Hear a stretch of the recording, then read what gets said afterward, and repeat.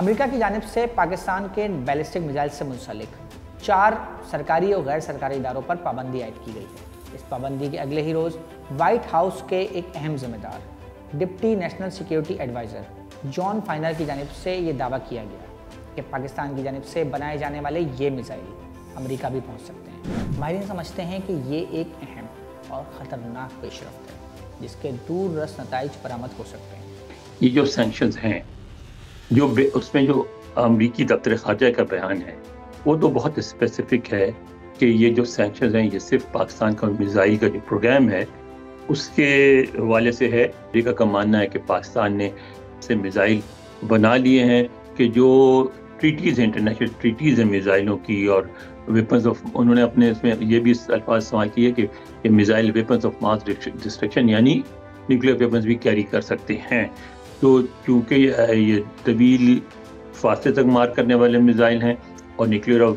Weapons carry کرنے کے capable ہیں، اس لیے ہم یہ سینکشن لگا رہے ہیں۔ یہ بھی بات بڑی الارمنگ تھی پاکستان کے لیے، کیونکہ اس جگہ پر جو سینکشن لگائے گئے اس میں نہ صرف ایک سرکاری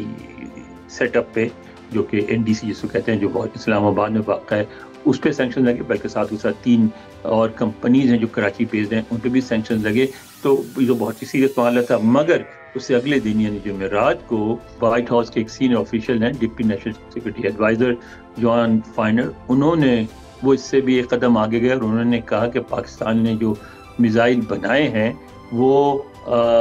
امریکہ تک پہنچ سکتے ہیں، اور یہ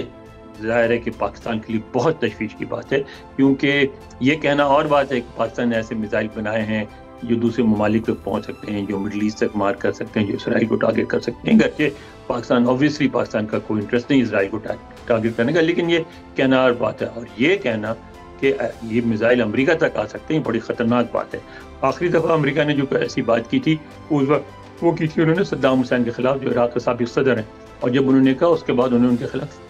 فوجی آپریشن کیا تھا۔ اب میں یہ نہیں کہہ رہا ہوں کہ امریکہ جو ہے پاکستان کے خلاف فوجی طور پہ کوئی فوجی کارروائی کرنے لگا ہے، لیکن یہ امکان ایک خالی چھوڑتے ایک امکان پیدا کرتا ہے، اور اس لیے میں سمجھتا ہوں کہ اسلام آباد میں اتنی تشویش پائی جائے۔ بیان جو ہے وہ ثابت کرتا ہے کہ اب در پردہ کچھ تشویشناک چیزیں ایسی ہیں جس پہ اب امریکہ اور بات چیت شروع کرے گا، پاکستان سے کچھ مطالبات پیش کرے گا، اور پھر ان مطالبات پہ کسی قسم کی اب عمل درآمد ہو سکتی ہے۔ مثلاً ایک یہ بھی ہو سکتا ہے کہ اب ایک مڈل ایسٹ میں ایک پورا نیا ایک نقشہ سامنے ابھر کے آ رہا ہے جس میں جو ابراہمک اکارڈ ہیں اس پہ بات چیت ہوگی، اور اس کے بعد لگتا یہی ہے کہ سعودی عرب اس کو اسرائیل کو تسلیم کرے گا اور ایک نئی ارینجمنٹ شروع ہوگی۔ تو اس میں اگر ایسا ہوا تو بالکل امریکہ یہ چاہے گا کہ پاکستان بھی اسرائیل کو تسلیم کرے اور پاکستان میں بھی جو ابراہیمی اکارڈ کے تحت جو ارینجمنٹ ہو اس کا حصہ بنے، اور ہو سکتا ہے ابھی سے زمین ہموار کی جا رہی ہو کہ پاکستان سے جب یہ مطالبہ کیا جائے تو پاکستان اس کو ریزسٹ نہ کر سکے اور اس میں شامل ہو جائے ابراہیمی اکارڈ میں، اور سعودی عرب کے بعد یا سعودی عرب کے ساتھ پاکستان بھی اسرائیل کو تسلیم کر لے۔ پاکستان کے سابق سفیر علی سرور نقوی کا یہ ماننا ہے کہ اول تو پاکستان کا کوئی میزائل امریکہ پہنچ نہیں سکتا، دوم یہ کہ پاکستان کے میزائل نظام کا مقصد بھارت کے تمام علاقوں کو کور کرنا ہے، اور اس سے مغرب میں موجود کسی بھی ملک کو کوئی خطرہ نہیں۔ ہمارے میزائل امریکہ تک نہیں پہنچ سکتے، ان کا رینج 5000 میل کا تک ان کی صلاحیت ہے، اور وہ امریکہ کی سرزمین 5000 میل سے زیادہ دور ہے۔ دوسرے، ہم نے اپنا فل اسپیکٹرم ڈیٹرنس ایک ہم نے اپنا بتایا تھا، FSD کہلاتا ہے۔ فل اسپیکٹرم ڈیٹرنس یہ ہے کہ ہمارے سرزمین کو، ہماری ٹیریٹوریل انٹیگریٹی کو کوئی خطرہ نہیں ہوگا کوئی بھی آؤٹ سائڈ میزائل سے۔ تو اس میں ہم جو میزائلز بنا رہے ہیں اور جو ہمارے پاس ہیں وہ میکسیمم، ہم نے یہ بتایا تھا، میرا خیال ہے سرکاری بیان بھی دیا گیا تھا کہ ہم میکسیمم بھارت کے فاردست دور ترین جو ان کے جزیرے ہیں، انڈمان اور نکوبار، وہاں تک ہمارا رینج ہے۔ تو ہمارا رینج اس سے آگے کا نہیں ہے۔ ہم فل اسپیکٹرم ڈیٹرنس رکھتے ہیں اپنے خطے میں ہمارے جو دشمن ملک ہیں ان سے ڈیل کرنے کے لیے۔ سوال یہ بھی اٹھائے جا رہے ہیں کہ کیا ان پابندیوں سے پاکستان کے میزائل نظام کے لیے مشکلات میں اضافہ ہوگا؟ جی نہیں، میں سمجھتا ہوں کہ یہ بات پہلے بھی ایک طرح سے قائم ہو چکی ہے، یہ فیکٹ اسٹیبلش ہو چکا ہے کہ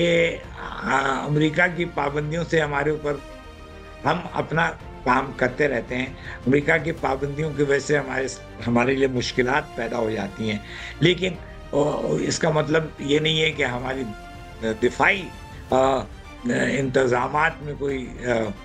رکاوٹ آئے، اس لیے کہ ہم وہ رکاوٹ آنے نہیں دیتے ہیں۔ وہ سب سے بڑی مثال تو یہ ہے کہ جب ہم نے ایٹمی ہتھیار تیار کیا تھا تو امریکہ کی پابندیاں بہت سی تھیں، اور سائمنگٹن امینڈمنٹ اور گلین امینڈمنٹ اور مختلف امریکن قوانین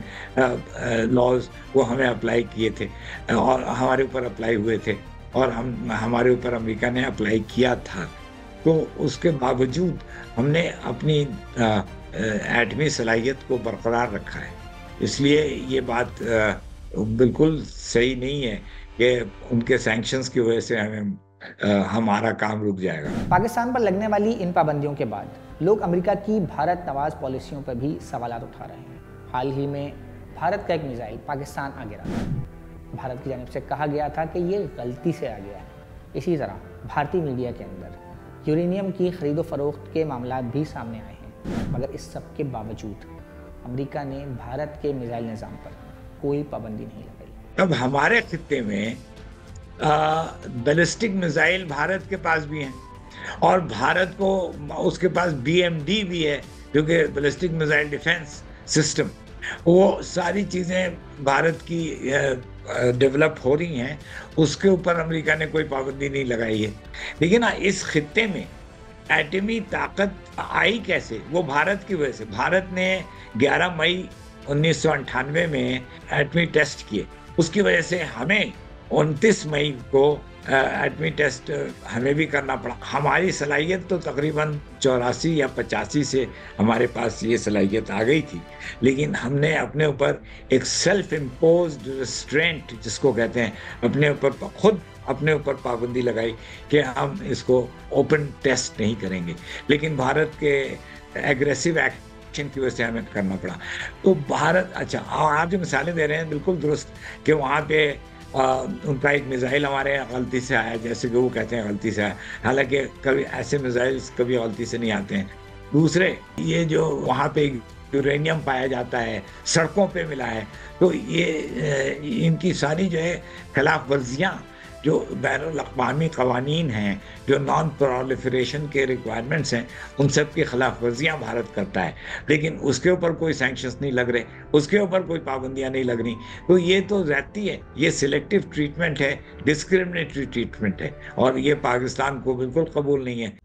مزید نیوز اپ ڈیٹس اور ڈیجیٹل سٹوریز کے لیے سبسکرائب کریں ڈان نیوز پاکستان۔